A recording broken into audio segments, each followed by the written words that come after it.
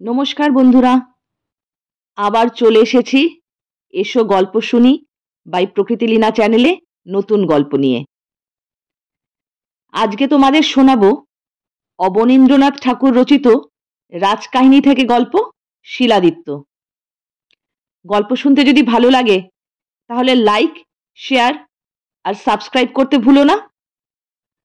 সেই সঙ্গে bell আইকনটিতেও click করে রেখো, তাহলে নিত্য নতুন গল্পের খবর পৌঁছে যাবে তোমাদের কাছে। আর হ্যাঁ, তোমরা যদি কোনো নতুন গল্প শুনতে চাও সেটাও কমেন্টে জানাতে পারো। আমি নিশ্চয়ই চেষ্টা করব তোমাদেরকে সেই গল্প শোনানোর। তাহলে আর দেরি না করে চলো শুরু করা যাক অবনীন্দ্রনাথ ঠাকুর বিরচিত শিলাদিত্য। শিলাদিত্যের যখন জন্ম হয়নি, যে সময় বল্লভীপুরে রাজা কনক সেনের বংশের শেষ রাজা রাজত্ব করছিলেন, সেই সময় বল্লভীপুরে সূর্যকুণ্ড নামে একটি অতি পবিত্র কুণ্ড ছিল। সেই কুণ্ডের এক ধারে প্রকাণ্ড সূর্য মন্দিরে এক অতি বৃদ্ধ পুরোহিত বাস করতেন। তার একটিও পুত্রকন্যা কিংবা বন্ধু বান্ধব ছিল না। অনন্ত আকাশে সূর্যদেব যেমন একা, তেমনি আকাশের মতো নীল প্রকাণ্ড সূর্যকুণ্ডের তীরে আদিত্য মন্দিরে সূর্য পুরোহিত তেজস্বী বৃদ্ধ ব্রাহ্মণ বড়ই একাকী, বড়ই সঙ্গীহীন ছিলেন। মন্দিরের দীপদান, ঘণ্টার ধ্বনি, উদয় অস্ত দুই সন্ধ্যারতি সকল ভারী তার উপর। ভৃত্য নেই, অনুচর নেই, একটি শিষ্যও নেই। বৃদ্ধ ব্রাহ্মণ একাই প্রতিদিন 30 সের ওজনের পিতলের প্রদীপে 2 সন্ধ্যা সূর্যদেবের আরতি করতেন। প্রতিদিনই সেই শীর্ণ হাতে রাক্ষস রাজার রাজমুকুটের মতো মন্দিরের একটা প্রকাণ্ড ঘণ্টা বাজাতেন।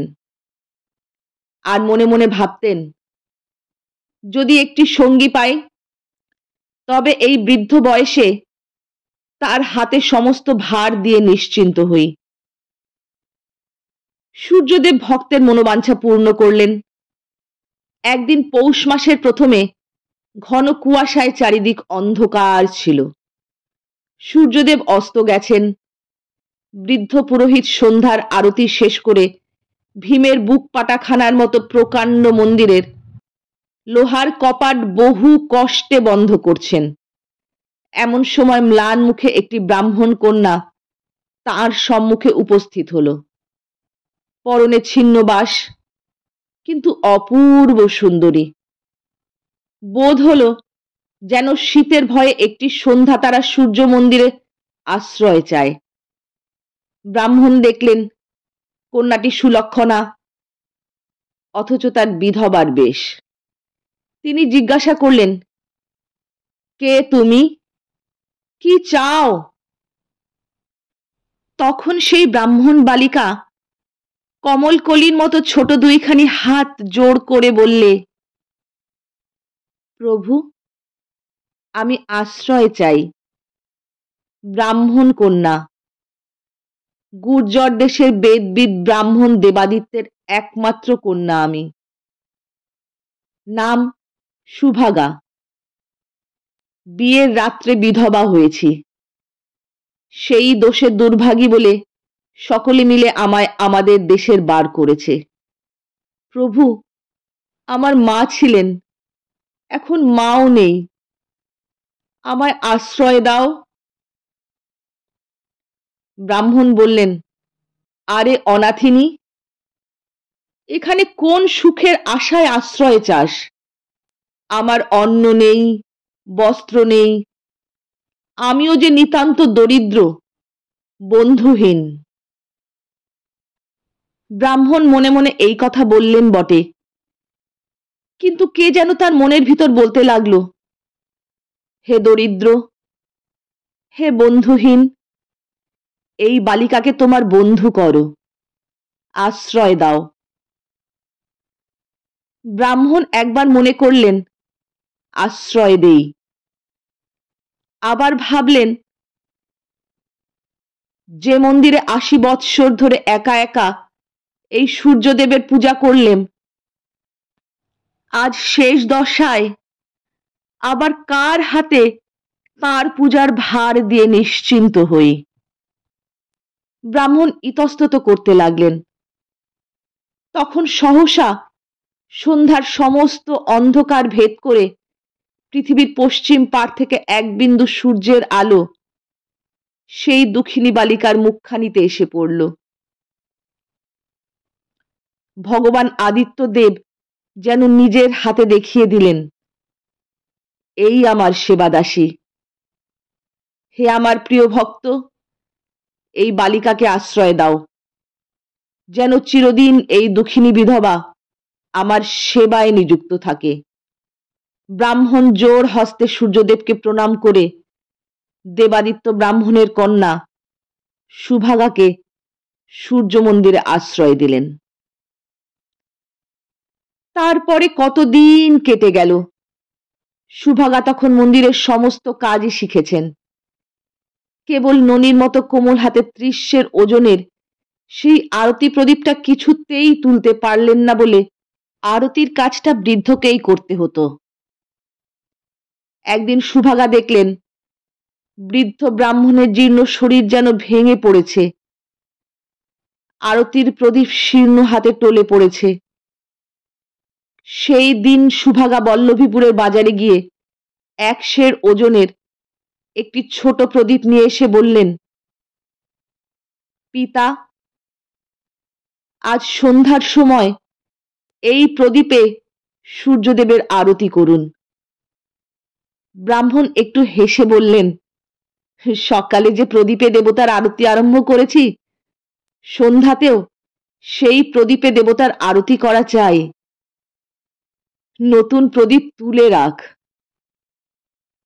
কাল নতুন দিনে নতুন প্রদীপে সূর্যদেবের আরতি হবে। সেই দিন ঠিক দ্বীপ্রহরে সূর্যের আলোয় যখন সমস্ত পৃথিবী আলোময় হয়ে গেছে, সেই সময় ব্রাহ্মণ সুভাগাকে সূর্য মন্ত্র শিক্ষা দিলেন, যে মন্ত্রের গুণে সূর্যদেব স্বয়ং এসে ভক্তকে দর্শন দেন, যে মন্ত্র জীবনে একবার ছাড়া ২ বার উচ্চারণে নিশ্চয় মৃত্যু। তারপর সন্ধিক্ষণে সন্ধ্যার অন্ধকারে আরতি শেষে নিভন্ত প্রদীপের মতো ব্রাহ্মণের জীবন প্রদীপ ধীরে ধীরে নিভে গেল। সূর্যদেব সমস্ত পৃথিবী অন্ধকার করে অস্ত গেলেন। সুভাগা একলা পড়লেন। প্রথম দিন কতক সুভাগা বৃদ্ধের জন্য কেঁদে কেঁদে কাটালেন। তারপর দিন কতক নিজের হাতে জঙ্গল পরিষ্কার করে মন্দিরের চারিদিকে ফলের গাছ, ফুলের গাছ লাগাতে কেটে গেল। আরো কতক দিন মন্দিরের পাথরের দেয়াল মেজে ঘষে পরিষ্কার করে তার গায়ে লতা পাতা, ফুল, পাখি, হাতি, ঘোড়া, পুরাণ ইতিহাসের পট লিখতে চলে গেল। শেষে সুভাগার হাতে আর কোনো কাজ রইল না। তখন তিনি সেই ফলের বাগানে, ফুলের মালঞ্চে একা একাই ঘুরে বেড়াতেন। ক্রমে যখন সেই নতুন বাগানে ২টি একটি ফল পাকতে আরম্ভ হলো, ২টি একটি ফুল ফুটতে লাগলো, তখন ক্রমে ২-১টি ছোট পাখি, গুটি কতক রঙিন প্রজাপতি, সেই সঙ্গে এক পাল ছোট বড় ছেলে মেয়ে দেখা দিলে। প্রজাপতি শুধু একটুখানি ফুলের মধু খেয়ে সন্তুষ্ট ছিল, পাখি শুধু ২-১টা পাকা ফল ঠোকরাতো মাত্র। কিন্তু সেই ছেলের পাল ফুল ছিঁড়ে, ফল পেড়ে, ডাল ভেঙে চুরমার করত। সুভাগা কিন্তু কাকেও কিছু বলতেন না, হাসি মুখে সকল উৎপাত সহ্য করতেন। গাছের তলায় সবুজ ঘাসে নানা রঙের কাপড় পরে ছোট ছোট ছেলে মেয়ে খেলে বেড়াতো। দেখতে দেখতে সুভাগার দিনগুলি আনমনে কেটে যেত। ক্রমে বর্ষা এসে পড়ল। চারিদিকে কালো মেঘের ঘটা, বিদ্যুতের ছটা আর গুরু গুরু গর্জন। সেই সময় একদিন খুরের মতো পুবের হাওয়া সুভাগার নতুন বাগানে ফুলের বোঁটা কেটে গাছের পাতা ঝরিয়ে তার সাধের মালঞ্চ শূন্য প্রায় করে শনশন শব্দে চলে গেল। পাখির ঝাঁক হাওয়ার মুখে উড়ে গেল। প্রজাপতির ভাঙা ডানা ফুলের পাপড়ির মতো চারিদিকে ছড়িয়ে পড়ল। ছেলের পাল কোথায় অদৃশ্য হলো? সুভাগা তখন সেই ধারা শ্রাবণে একা বসে বসে বাপ মায়ের কথা, শ্বশুর শাশুড়ির নিষ্ঠুরতা, আর বিয়ের রাত্রে সুন্দর বরের হাসি মুখের কথা মনে করে কাঁদতে লাগলেন। আর মনে মনে ভাবতে লাগলেন, হায়, এই নির্জনে সঙ্গীহীন বিদেশে কেমন করে সারা জীবন একা কাটাবো। হরিণের চোখের মতো সুভাগার কালো কালো দুটি বড় বড় চোখ অশ্রু জলে ভরে উঠল। তিনি পূবে দেখলেন অন্ধকার, পশ্চিমে অন্ধকার, উত্তরে দক্ষিণে চারিদিকে অন্ধকার। মনে পড়ল এমনি অন্ধকারে একদিন তিনি সেই মন্দিরে আশ্রয় নিয়েছিলেন। আজও সেদিনের মতো অন্ধকার, সেই বাদলার হাওয়া, সেই নিঃশব্দ প্রকাণ্ড সূর্য মন্দির। কিন্তু হায়, কোথায় আজ সেই বৃদ্ধ ব্রাহ্মণ, যিনি সেই দুর্দিনে অনাথিনী অভাগিনী সুভাগাকে আশ্রয় দিয়েছিলেন? সুভাগার কালো চোখ থেকে দুটি ফোঁটা জল দুই বিন্দু বৃষ্টির মতো অন্ধকারে ঝরে পড়ল।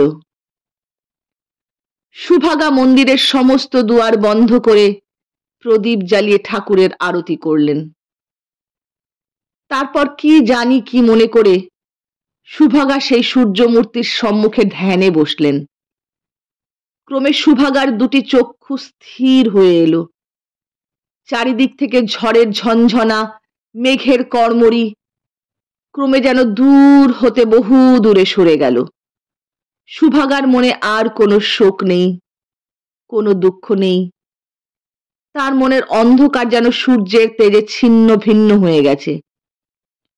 সুভাগা ধীরে ধীরে ভয়ে ভয়ে বৃদ্ধ ব্রাহ্মণের কাছে শেখা সেই সূর্যমন্ত্র উচ্চারণ করলেন। তখন সমস্ত পৃথিবী যেন জেগে উঠল। সুভাগা যেন শুনতে পেলেন চারিদিকে পাখির গান, বাঁশির তান, আনন্দের কোলাহল। তারপর গুরু গুরু গভীর গর্জনে সমস্ত আকাশ কাঁপিয়ে চারিদিক আলোয় আলোময় করে সেই মন্দিরের পাথরের দেয়াল, লোহার দরজা যেন আগুনে আগুনে গলিয়ে দিয়ে সাতটা সবুজ ঘোড়ার পিঠে আলোর রথে কোটি কোটি আগুনের সমান জ্যোতির্ময় আলোময় সূর্যদেব দর্শন দিলেন। সে আলো, সে জ্যোতি মানুষের চোখে সহ্য হয় না। সুভাগা দুই হাতে মুখ ঢেকে বললেন, হে দেব, রক্ষা করো, ক্ষমা করো, সমস্ত পৃথিবী জ্বলে যায়। সূর্যদেব বললেন, ভয় নেই, ভয় নেই। বৎসে, বর প্রার্থনা করো। বলতে বলতে সূর্যদেবের আলো ক্রমশ ক্ষীণ হয়ে এলো। শুধু একটুখানি রাঙা আভা সধবার সিঁদুরের মতো সুভাগার সিথি আলো করে রইল। তখন সুভাগা বললেন, প্রভু, আমি পতিপুত্রহীনা, বিধবা, অনাথিনী, বড়ই একাকিনী। আমাকে এই বর দাও যেন এই পৃথিবীতে আমার আর না থাকতে হয়। সমস্ত জ্বালা যন্ত্রণা থেকে মুক্ত হয়ে আজই তোমার চরণতলে আমার মরণ হোক। সূর্যদেব বললেন, বৎসে, দেবতার বরে মৃত্যু হয় না, দেবতার অভিশাপে মৃত্যু হয়। তুমি বর প্রার্থনা করো। তখন সুভাগা সূর্যদেবকে প্রণাম করে বললেন, প্রভু, যদি বর দিলে তবে আমাকে একটি ছেলে আর একটি মেয়ে দাও, আমি তাদের মানুষ করি। ছেলেটি তোমারই মতো তেজস্বী হবে, মেয়েটি হবে যেন চাঁদের কণার মতন সুন্দরী। সূর্যদেব তথাস্তু বলে অন্তর্ধান করলেন। ধীরে ধীরে সুভাগার চোখে ঘুম এলো। সুভাগা পাষাণের উপর আঁচল পেতে শুয়ে পড়লেন। চারিদিকে ঝমঝম করে বৃষ্টি নামল। তখন ভোর হয়ে এসেছে। সুভাগা ঘুমের ঘোরে শুনতে লাগলেন তার সেই ভাঙা মালঞ্চে দুটি ছোট পাখি কি সুন্দর গান ধরেছে। ক্রমে সকালবেলার একটুখানি সোনার আলো সুভাগার চোখে পড়ল। তিনি তাড়াতাড়ি উঠে বসলেন। আঁচলে টান পড়ল। চেয়ে দেখলেন কচি দুটি ছেলে মেয়ে কোলের কাছে ঘুমিয়ে আছে। সূর্যদেবের বর সফল হল। সুভাগা দেবতার মতো সুন্দর সন্তান দুটি কোলে নিলেন। সকল লোকের চোখের আড়ালে নির্জন মন্দিরে জন্ম হলো বলে সুভাগা দুজনের নাম দিলেন গায়েব গায়েবী। সুভাগা গায়েব আর গায়েবীকে বুকে নিয়ে মন্দিরের বাইরে এলেন। তখন পূবে সূর্যদেব উদয় হচ্ছিলেন, পশ্চিমে চাঁদ অস্ত যাচ্ছিলেন। সুভাগা দেখলেন গায়েবের মুখে সূর্যের আলো ক্রমেই ফুটে উঠতে লাগলো, আর গায়েবীর কালো চুলে চাঁদের জ্যোৎস্না ধীরে ধীরে নিভে গেল।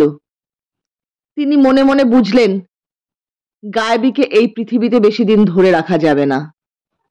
গায়েব ক্রমশ বড় হয়ে পাঠশালায় যেতে আরম্ভ করলেন। সেই সময় গায়েবী মায়ের কাছে বসে মন্দিরের কাজকর্ম শিখতে লাগলেন। গায়েব যেমন দুরন্ত দুর্দান্ত, গায়েবী তেমনি শিষ্ট শান্ত।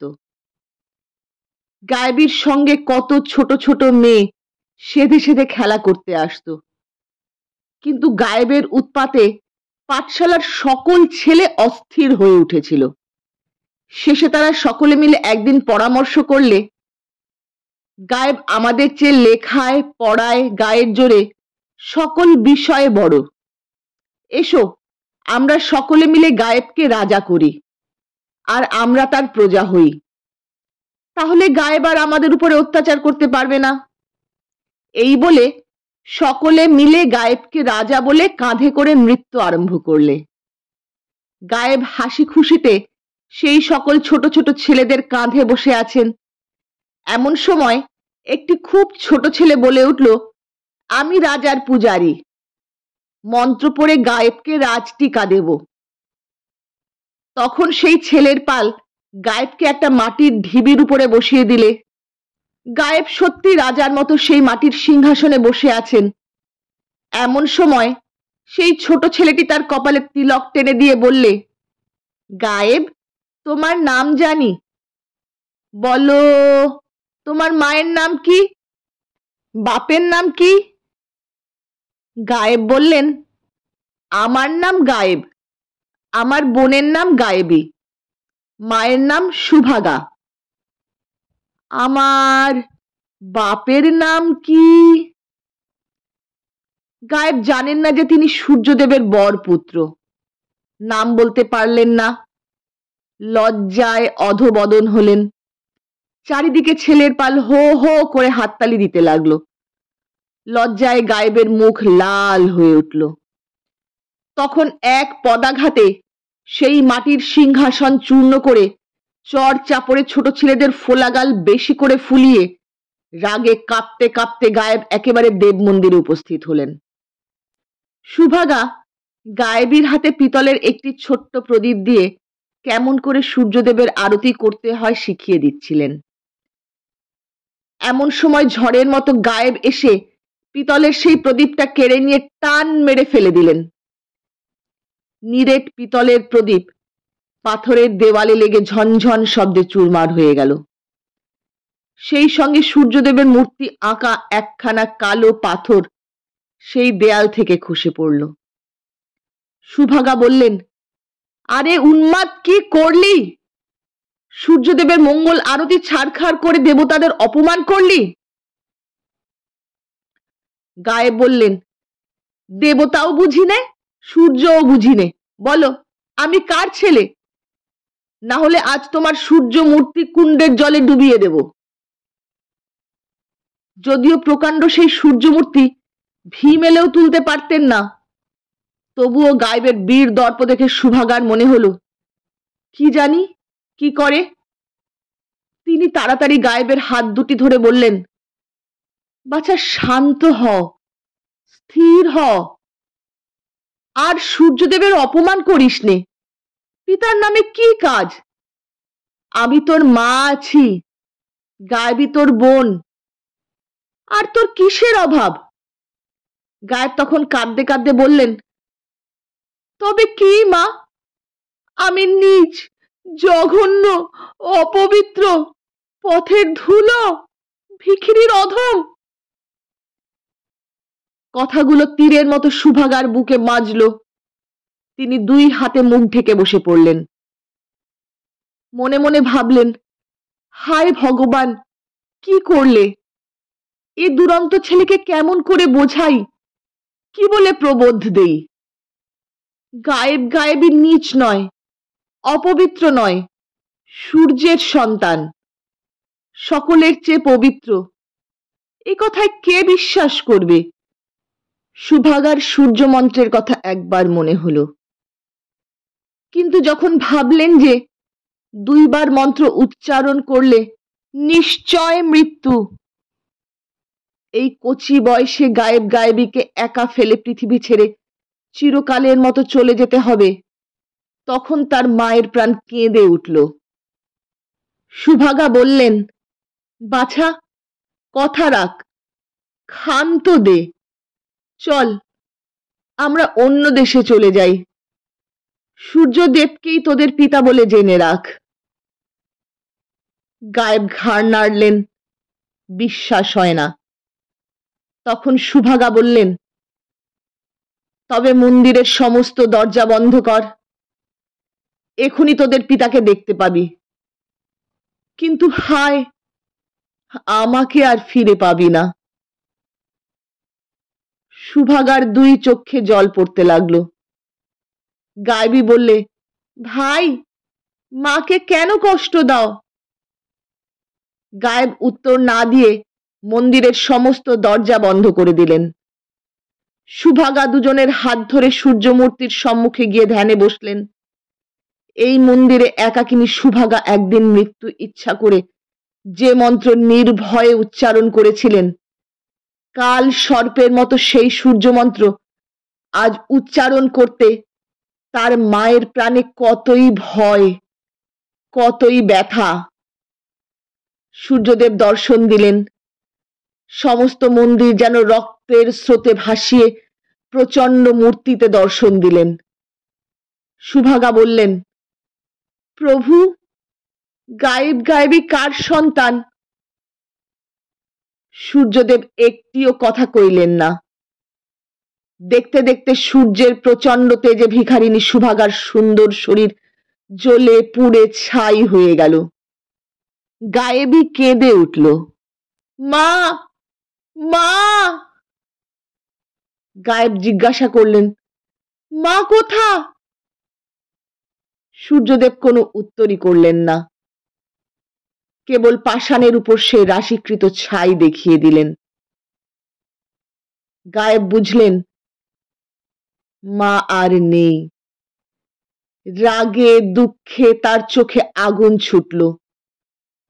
গায়েব মন্দিরের কোণ থেকে সূর্যমূর্তি আঁকা সেই পাথরখানা কুড়িয়ে সূর্যদেবকে ফেলে মারলেন।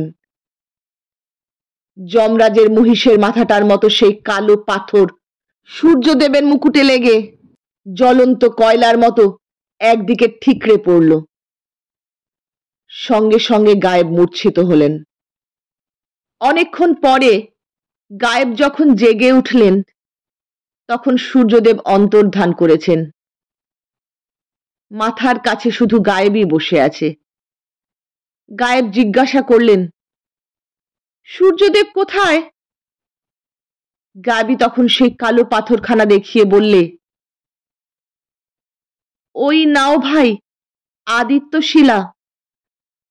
এই পাথর তুমি যার উপর ফেলবে তার নিশ্চয় মৃত্যু। সূর্যদেব এটি তোমায় দিয়ে গেছেন, আর বলেছেন তুমি তারই ছেলে। আজ থেকে তোমার নাম হলো শিলাদিত্য। তোমার বংশ সূর্য বংশ নাম নিয়ে পৃথিবীর শাসন করবে। আর তুমি মনে মনে ডাকলেই ওই সূর্যকুণ্ড থেকে 7টা ঘোড়ার পিঠে সূর্যের রথ তোমার জন্য উঠে আসবে। রথের নাম সপ্তাশ্ব রথ।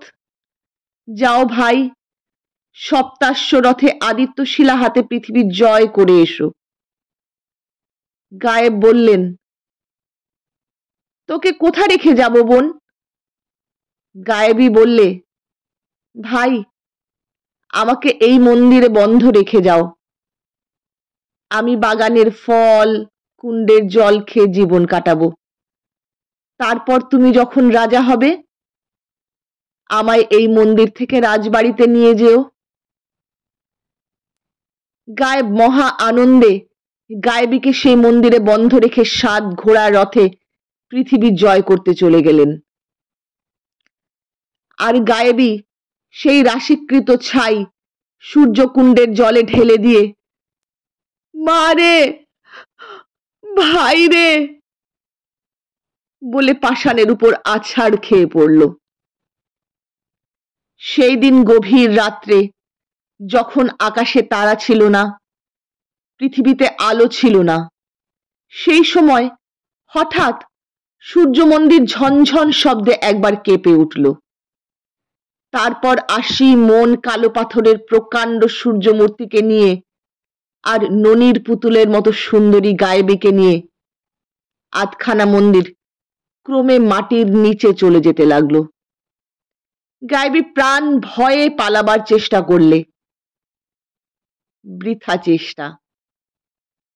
গায়েবী দেয়াল ধরে উঠবার চেষ্টা করলে পাথরের দেয়ালে পা রাখা যায় না, কাঁচের সমান।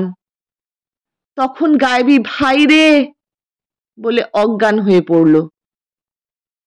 তারপর সব শেষ, সব অন্ধকার।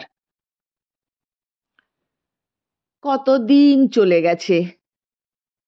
গায়েব সেই সপ্তাশ্ব রথে পৃথিবী ঘুরে দেশ বিদেশ থেকে সৈন্য সংগ্রহ করে রাজ্যের পর রাজ্য জয় করে শেষে বল্লভীপুরের রাজাকে সেই আদিত্য শিলা দিয়ে সম্মুখ যুদ্ধে সংহার করে শিলাদিত্য নাম নিয়ে রাজ সিংহাসনে বসে পাঠশালার সঙ্গীদের কাউকে মন্ত্রী, কাউকে বা সেনাপতি করে যত নিষ্কর্মা বুড়ো কর্মচারীদের তাড়িয়ে দিলেন। তারপর হুলুধ্বনি শঙ্খধ্বনির মাঝখানে শিলাদিত্য চন্দ্রাবতী নগরের রাজকন্যা পুষ্পবতীকে বিয়ে করে শ্বেত পাথরের শয়ন মন্দিরে বিশ্রাম করতে গেলেন। ক্রমে রাত্রি যখন গভীর হলো, কোনো দিকে সাড়া শব্দ নেই। পায়ের কাছে চামরধারিণী চামর হাতে ঢুলে পড়েছে, মাথার শিয়রে সোনালী প্রদীপ নিভো নিভো হয়েছে। সেই সময় শিলাদিত্য তার সেই ছোট বোন গায়েবীর কচি মুখখানি স্বপ্নে দেখলেন। তার মনে হলো যেন অনেক অনেক দূর থেকে সেই মুখখানি তার দিকে চেয়ে আছে, আর যেন সেই সূর্য মন্দিরের দিক থেকে কে যেন ডাকছে, ভাই রে, ভাই রে, ভাই রে। শিলাদিত্য চিৎকার করে জেগে উঠলেন। তখন ভোর হয়েছে। তিনি তৎক্ষণাৎ রথে চড়ে সৈন্য সামন্ত নিয়ে সূর্য মন্দিরে উপস্থিত হলেন। দেখলেন ভীমের বর্ম দুখানার মতো মন্দিরের দুখানা কবাট একেবারে বন্ধ। কত কালের লতাপাতা সেই মন্দিরের দুয়ার যেন লোহার শিকলে বেঁধে রেখেছে। শিলাদিত্য নিজের হাতে সেই লতাপাতা সরিয়ে মন্দিরের দুয়ার খুলে ফেললেন। দিনের আলো পেয়ে এক ঝাঁক বাদুড় ঝটাপট করে খোলা দরজা দিয়ে বেরিয়ে গেল। শিলাদিত্য মন্দিরে প্রবেশ করলেন। চেয়ে দেখলেন যেখানে সূর্যদেবের মূর্তি ছিল সেখানে প্রকাণ্ড একখানা অন্ধকার কালো পর্দার মতো সমস্ত ঢেকে রেখেছে। শিলাদিত্য ডাকলেন, গায়েবী, গায়েবী, কোথায় গায়েবী? অন্ধকার থেকে উত্তর এলো, হায় গায়েবী, কোথা গায়েবী? শিলাদিত্য মশাল আনতে হুকুম দিলেন। সেই মশালের আলোয় শিলাদিত্য দেখলেন উত্তর দিকটা শূন্য করে সূর্যমূর্তির সঙ্গে সঙ্গে মন্দিরের আধখানা যেন পাতালে চলে গেছে। কেবল কালো পাথরের 7টা ঘোড়ার মুন্ডু বাসুকির ফনার মতো মাটির উপর জেগে আছে। যে ঘরে শিলাদিত্য গায়েবীর সঙ্গে খেলা করেছেন, যে ঘরে সারাদিন খেলার পর দুটি ভাই বোন গুর্জর দেশের গল্প শুনতে শুনতে মায়ের কোলে ঘুমিয়ে পড়তেন, যেখানে দেবদারু গাছের মতো পিতলের সেই আরতি প্রদীপ ছিল, সে সকল ঘরের চিহ্ন মাত্র নেই। শিলাদিত্য সেই প্রকাণ্ড গহ্বরের মুখে দাঁড়িয়ে ডাকলেন, গায়েবী, গায়েবী। তার সেই করুণ সুর সেই অন্ধকার গহ্বরে ঘুরে ফিরে ক্রমে দূর থেকে দূরে পাতালের মুখে চলে গেল। গায়েব নিঃশ্বাস ফেলে রাজমন্দিরে ফিরে এলেন। সেই দিন রাজ আজ্ঞায় রাজকর্মকারেরা পুরুষ সোনার পাত দিয়ে সেই প্রকাণ্ড মন্দির আগাগোড়া মুড়ে দিতে লাগলো। শিলাদিত্য সে মন্দিরে আর অন্য মূর্তি প্রতিষ্ঠা করলেন না। সেই অন্ধকার গহ্বর থেকে সূর্যের ঘোড়াগুলি যেমন আধখানা জেগেছিল তেমনই রইল। তারপর শিলাদিত্য পাহাড় কেটে শ্বেত পাথর আনিয়ে সূর্যকুণ্ডের চারিদিক সুন্দর করে বাঁধিয়ে দিলেন। যখনই কোনো যুদ্ধ উপস্থিত হতো, শিলাদিত্য সেই সূর্যকুণ্ডের তীরে সূর্যের উপাসনা করতেন। তখনই তার জন্য সপ্তাশ্ব রথ জল থেকে উঠে আসত। শিলাদিত্য সেই রথে যখন যে যুদ্ধে গিয়েছেন, সেই যুদ্ধেই তার জয় হয়েছে। শেষে একজন বিশ্বাসঘাতক মন্ত্রী, যাকে তিনি সবচেয়ে বিশ্বাস করতেন, সবচেয়ে ভালোবাসতেন, সেই তার সর্বনাশ করলে। সেই মন্ত্রী ছাড়া পৃথিবীতে কেউ জানত না যে শিলাদিত্যের জন্য সূর্যকুণ্ড থেকে সপ্তাশ্ব রথ উঠে আসে। সিন্ধু পারে শ্যামনগর থেকে পারদ নামে অসভ্য একদল জবন যখন বল্লভীপুর আক্রমণ করলে, তখন সেই বিশ্বাসঘাতক তুচ্ছ পয়সার লোভে সেই অসভ্যদের সঙ্গে ষড়যন্ত্র করে গো রক্তে সেই পবিত্র কুণ্ড অপবিত্র করলে। শিলাদিত্য যুদ্ধের দিন যখন সেই সূর্যকুণ্ডের তীরে সূর্যের উপাসনা করতে লাগলেন, তখন আগেকার মতো নীল জল ভেদ করে দেবরথ উঠে এলো না। শিলাদিত্য 7টা ঘোড়ার 7টা নাম ধরে বারবার ডাকলেন, কিন্তু হায়, কুণ্ডের জল যেমন স্থির তেমনই রইল। শিলাদিত্য হতাশ হয়ে রাজরথে শত্রুর সম্মুখে উপস্থিত হলেন, কিন্তু সেই যুদ্ধেই তার প্রাণ গেল।